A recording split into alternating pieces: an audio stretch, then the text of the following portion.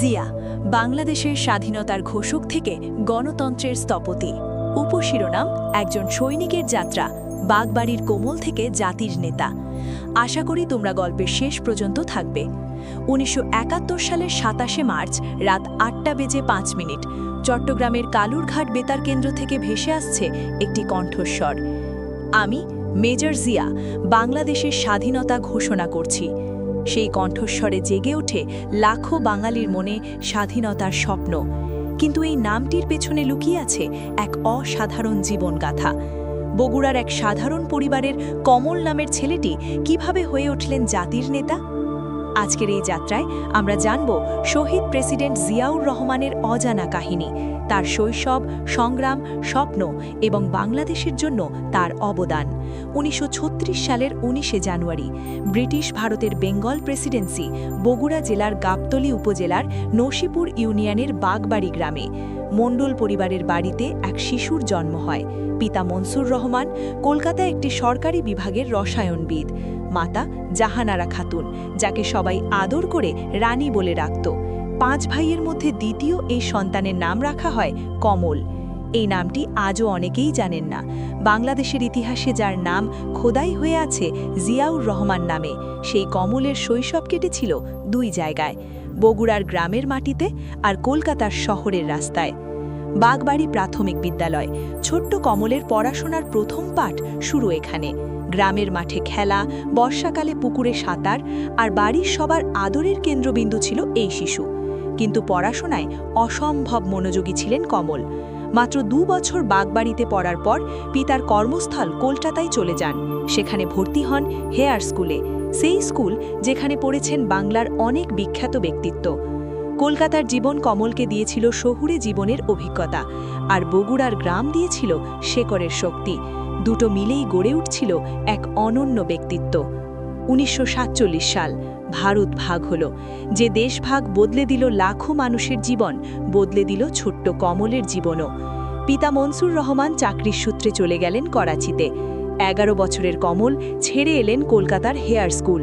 নতুন দেশ, নতুন শহর, করাচি একাডেমি স্কুল। করাচির রুক্ষ আবহাওয়া, সম্পূর্ণ ভিন্ন সংস্কৃতি, কিন্তু কমল মানিয়ে নিলেন সব কিছু। ১৯৫২ সালে কৃতিত্বের সঙ্গে মাধ্যমিক পাশ করলেন করাচি একাডেমি স্কুল থেকে। ১৯৫৩ সালে ভর্তি হলেন করাচির ডিজে কলেজে। কিন্তু এখানেই লেখাপড়া থেমে থাকল না। কমলের মনে জাগল এক নতুন স্বপ্ন, সামরিক বাহিনীতে যোগ দেওয়ার স্বপ্ন। একই বছর ১৯৫৩ সালে পাকিস্তান মিলিটারি একাডেমি কাকুলে অফিসার ক্যাডেট হিসেবে যোগ দিলেন তিনি। শুরু হল জিয়াউর রহমানের সামরিক জীবন। ১৯৫৫ সাল সেকেন্ড লেফটেন্যান্ট পদে কমিশন লাভ করলেন জিয়াউর রহমান। পাকিস্তান সেনাবাহিনীতে শুরু হল এক উজ্জ্বল কেরিয়ার। প্রথম ২ বছর পশ্চিম পাকিস্তানে দায়িত্ব পালন। তারপর ১৯৫৭ সালে বদলি হলেন ইস্ট বেঙ্গল রেজিমেন্টে। ফিরে এলেন পূর্ব পাকিস্তানে, যা একদিন হবে বাংলাদেশ। জিয়া শুধু একজন সাধারণ অফিসার ছিলেন না, তিনি প্রশিক্ষণ নিলেন কমান্ডো হিসেবে। দক্ষ প্যারাট্রুপার হিসেবে খ্যাতি অর্জন করলেন। ১৯৫৯ থেকে ১৯৬৪ সাল পর্যন্ত কাজ করলেন সামরিক গোয়েন্দা বিভাগে, একটি অত্যন্ত সংবেদনশীল পদে। ১৯৬০ সাল দিনাজপুর শহরে এক মেধাবী তরুণীর সাথে দেখা হলো মেজর জিয়ার। নাম খালেদা খানম। বিয়ে হলো। পরবর্তীতে যিনি পরিচিত হবেন বেগম খালেদা জিয়া নামে, যিনি নিজেও হবেন বাংলাদেশের প্রথম নারী প্রধানমন্ত্রী। সামরিক জীবনের পাশাপাশি গড়ে উঠল একটি সুখী পরিবার। ১৯৬৫ সাল ভারত পাকিস্তান যুদ্ধ। ক্যাপ্টেন জিয়াউর রহমান তখন ফার্স্ট ইস্ট বেঙ্গল রেজিমেন্টের একটি কোম্পানির কমান্ডার। লাহোরের খেমকারান সেক্টর, ভারতের দুর্ধর্ষ রাজপুত রেজিমেন্টের বিরুদ্ধে লড়াই।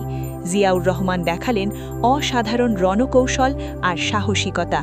যুদ্ধের ময়দানে তার নেতৃত্ব, তার সিদ্ধান্ত নেওয়ার ক্ষমতা, তার বীরত্ব সবকিছুই মুগ্ধ করল ঊর্ধ্বতন কর্মকর্তাদের। পাকিস্তান সরকার তাকে পুরস্কৃত করল হিলাল-ই জুরাত খেতাবে। বাঙালি অফিসারদের মধ্যে তিনি হয়ে উঠলেন এক উজ্জ্বল নক্ষত্র। ১৯৬৬ সালে পাকিস্তান মিলিটারি একাডেমিতে প্রশিক্ষক হিসেবে নিয়োগ পেলেন। একই বছর কুয়েটাতে স্টাফ কলেজে কমান্ড কোর্স সম্পন্ন করলেন। ১৯৬৯ সালে পদোন্নতি পেয়ে মেজর হলেন। সেকেন্ড ইস্ট বেঙ্গল রেজিমেন্টের সেকেন্ড ইন কমান্ড হিসেবে দায়িত্ব নিলেন। এরপর পশ্চিম জার্মানিতে উচ্চতর সামরিক প্রশিক্ষণ। 1970 সালে ফিরে এলেন। চট্টগ্রামে 8ম ইস্ট বেঙ্গল রেজিমেন্টে যোগ দিলেন। কিন্তু দেশের রাজনৈতিক পরিস্থিতি তখন উত্তাল। 1970 সালের নির্বাচন, আওয়ামী লীগের নিরঙ্কুশ বিজয়, কিন্তু পশ্চিম পাকিস্তানি শাসক গোষ্ঠী ক্ষমতা হস্তান্তরে টালবাহানা শুরু করল। মেজর জিয়াউর রহমান তখন চট্টগ্রামে। তার ঘনিষ্ঠ সহযোগী কর্নেল অলি আহমেদ পরে স্মৃতিচারণায় বলেছেন, জিয়া আমাকে বলেছিলেন পশ্চিম পাকিস্তান থেকে নতুন সৈন্য আর অস্ত্র আসছে, মনে হয় তারা শেখ মুজিবকে প্রধানমন্ত্রী হিসেবে মানবে না। আমাদের কি করা উচিত? গোপনে শুরু হলো পরিকল্পনা, বিদ্রোহের পরিকল্পনা। 1971 সালের 27 মার্চ রাত, অপারেশন সার্চলাইট। ঢাকায় নিরস্ত্র বাঙালির ওপর নেমে এলো পাকিস্তানি হানাদার বাহিনীর নির্মম আক্রমণ। শুরু হলো ইতিহাসের জঘন্যতম গণহত্যা। চট্টগ্রামেও পাকিস্তানি বাহিনী তৈরি হচ্ছে আক্রমণের জন্য, কিন্তু মেজর জিয়া আর তার বাঙালি সেনারা প্রস্তুত। 26 মার্চ ভোর মেজর জিয়াউর রহমান তার পাকিস্তানি কমান্ডিং অফিসারকে বন্দী করলেন, ঘোষণা করলেন বিদ্রোহ। প্রায় 250 বাঙালি সেনা নিয়ে গড়ে তুললেন প্রতিরোধ। 27 মার্চ সন্ধে 7:35 চট্টগ্রামের কালুর ঘাট বেতার কেন্দ্র। মেজর জিয়াউর রহমান মাইক্রোফোনের সামনে দাঁড়ালেন, তার কণ্ঠে ভেসে উঠল সেই ঐতিহাসিক ঘোষণা, আমি মেজর জিয়া, বাংলাদেশের লিবারেশন আর্মির প্রাদেশিক commander in chief Sheikh Mujibur রহমানের পক্ষে বাংলাদেশের স্বাধীনতা ঘোষণা করছি। সেই ঘোষণা শোনা মাত্র সারা বাংলাদেশে বিদ্যুৎ স্পৃষ্টের মতো ছড়িয়ে পড়ল উত্তেজনা। মানুষ বুঝল যুদ্ধ শুরু হয়ে গেছে। অস্ট্রেলিয়া রেডিও এই ঘোষণা প্রচার করল, বিবিসি প্রচার করল, সারা বিশ্ব জানল বাংলাদেশ স্বাধীনতার জন্য যুদ্ধ শুরু করেছে। চট্টগ্রাম আর নোয়াখালী অঞ্চল কয়েকদিন নিয়ন্ত্রণে রাখলেন মেজর জিয়া আর তার বাহিনী। তারপর কৌশলগত কারণে পিছু হটলেন সীমান্তের দিকে। 17 এপ্রিল মুজিবনগর সরকার গঠিত হল। মেজর জিয়া নিযুক্ত হলেন 1 নম্বর সেক্টরের কমান্ডার হিসেবে। জুন মাসে 3টি ব্যাটালিয়ন, 1ম, 3য় আর 8ম ইস্ট বেঙ্গল রেজিমেন্ট নিয়ে গঠিত হল Z force, commander major Ziaur Rahman. Z ফোর্সের অধীনে তিনি পরিচালনা করলেন অসংখ্য সফল গেরিলা অপারেশন। তার রণকৌশল, তার সাহসিকতা, তার নেতৃত্বে মুক্তিবাহিনী একের পর এক বিজয় অর্জন করল। 28 আগস্ট রৌরমারীতে বাংলাদেশের মাটিতে প্রথম মুক্ত এলাকায় বেসামরিক প্রশাসন প্রতিষ্ঠা করলেন তিনি। 16 ডিসেম্বর চূড়ান্ত বিজয়। মুক্তিযুদ্ধে অসামান্য বীরত্বের জন্য জিয়াউর রহমান পেলেন বাংলাদেশের দ্বিতীয় সর্বোচ্চ খেতাব বীর উত্তম। স্বাধীনতার পর লেফটেন্যান্ট কর্নেল জিয়াউর রহমান কুমিল্লায় 44তম ব্রিগেডের কমান্ডার হলেন। 1972 সালের জুন কর্নেল পদে বাংলাদেশ সেনাবাহিনীর ডেপুটি চিফ অফ স্টাফ। 1973 সালের মাঝামাঝি ব্রিগেডিয়ার। একই বছরের October major general.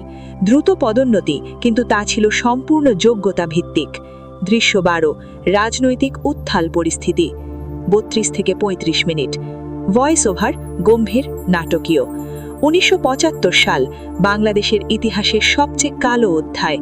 15 August Bangabandhu Sheikh Mujibur Rahman সপরিবারে নিহত। 3রা নভেম্বর জেল হত্যাকাণ্ড। 7ই নভেম্বর সিপাহী জনতার অভ্যুত্থান। গৃহবন্দী অবস্থা থেকে মুক্ত হলেন জেনারেল জিয়া। দেশ তখন চরম বিশৃঙ্খলায়, অর্থনীতি ভেঙে পড়েছে, দুর্ভিক্ষের আশঙ্কা, রাজনৈতিক অস্থিরতা। 1976 সালের নভেম্বর মুখ্য সামরিক আইন প্রশাসক। 1977 সালের 21 এপ্রিল বাংলাদেশের রাষ্ট্রপতি। 1978 সালের 3রা জুন গণভোটে 98.90 ভোটে বিপুল সমর্থন। জেনারেল জিয়া এখন রাষ্ট্রপতি জিয়াউর রহমান। সেনাবাহিনী থেকে আসা রাষ্ট্রপ্রধান। অনেকেই ভাবল একনায়কতন্ত্র চলে আসবে, কিন্তু জিয়াউর রহমান করলেন উল্টো। নিষিদ্ধ রাজনৈতিক দলগুলোকে মুক্তি দিলেন, সংবাদপত্রের ওপর থেকে সেন্সরশিপ তুলে দিলেন। 1978 সালের 1 সেপ্টেম্বর রমনা রেস্তোরাঁয় সংবাদ সম্মেলন, প্রতিষ্ঠা করলেন বাংলাদেশ জাতীয়তাবাদী দল বিএনপি। আমেরিকান এক ভাষ্যকার বলেছিলেন, বাংলাদেশের মতো এত গণতন্ত্র তৃতীয় বিশ্বের খুব কম দেশেই আছে। 1979 সালের 18 ফেব্রুয়ারি বাংলাদেশের দ্বিতীয় সংসদ নির্বাচন, বহুদলীয় গণতন্ত্রের ঐতিহাসিক মাইল ফলক। উৎপাদন বাড়াও, খাদ্যে স্বয়ংসম্পূর্ণ হও, জিয়ার মূল মন্ত্র। গ্রাম সড়ক, হাজার হাজার মাইল পথ তৈরি হলো, গ্রামগুলো এলো শহরের কাছাকাছি। খাল খনন, পানি সেচের ব্যবস্থা, কৃষি উৎপাদন বৃদ্ধি, জনসংখ্যা নিয়ন্ত্রণ কর্মসূচি, 2টি সন্তান একটি হলে ভালো স্লোগান। 19 দফা পরিকল্পনা, গ্রামবাসীদের সংগঠিত করলেন, গ্রাম সরকার প্রতিষ্ঠা করলেন। জিয়া নিজে লুঙ্গি পাঞ্জাবি পরে গ্রামে গ্রামে ঘুরতেন, কৃষকদের সাথে মাঠে নামতেন, গাছ লাগাতেন, খাল কাটতেন। মানুষ দেখল রাষ্ট্রপতি তাদের একজন। আন্তর্জাতিক ক্ষেত্রেও জিয়ার নেতৃত্ব, সার্ক প্রতিষ্ঠায় গুরুত্বপূর্ণ ভূমিকা, মুসলিম বিশ্বের সাথে সম্পর্ক উন্নয়ন, চীন, যুক্তরাষ্ট্র, ইউরোপ থেকে বাণিজ্যিক সম্পর্ক। 1981 সালের 30 মে রাত, চট্টগ্রাম সার্কিট হাউস, যেখান থেকে একদিন স্বাধীনতার ঘোষণা দিয়েছিলেন, সেই চট্টগ্রামেই শাহাদাত বরণ করলেন রাষ্ট্রপতি জিয়াউর রহমান।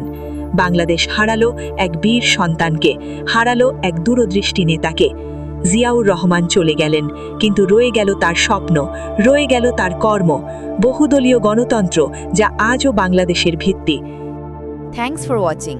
ভিডিওটা ভালো লাগলে লাইক, কমেন্ট, সাবস্ক্রাইব, অ্যান্ড যদি কেউ ফেসবুক দিয়ে দেখো তাহলে ফলো করে পাশে থাকবে, যেন এমন ভিডিও তোমরা আবার দেখতে পারো। আশা করছি সবাই ভালো থাকবে। টাটা।